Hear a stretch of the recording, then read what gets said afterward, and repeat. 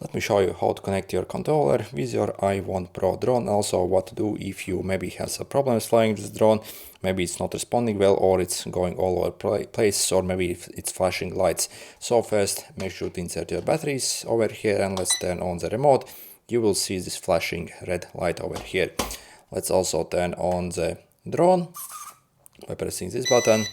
So, and once it flashes, it's able to, basically to pair. And to pair, we simply have to lift this joystick up and then down. So, up and down. You see it's flashing and then turning constant blue. And that means it's paired and ready to be flight.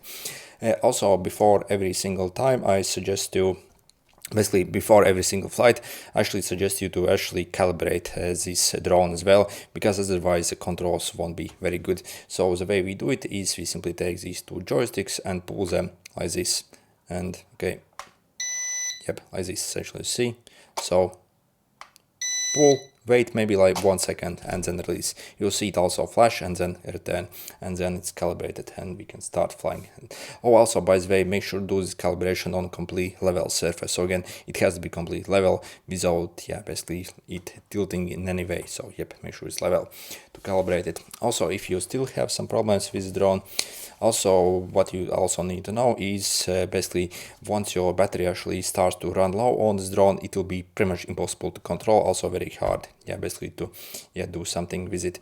So that probably is the first sign that your battery is actually running low, if your controls simply like become very sluggish essentially. And also this drone doesn't like any wind at all, so if again it's hard to control, most likely simply wind is actually like taking it with it. And also distance, I would say reliable distance is maybe like 20 to 30 meters actually only on this drone. So if you fly past that, again your remote control like reliability won't be that good.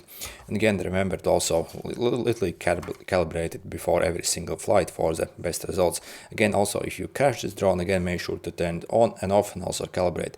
So otherwise again it simply won't work as good as it should work. Also, by the way, if you basically have connected both of these but still you see your lights blinking, that either means there is some connection problem between the remote and the drone,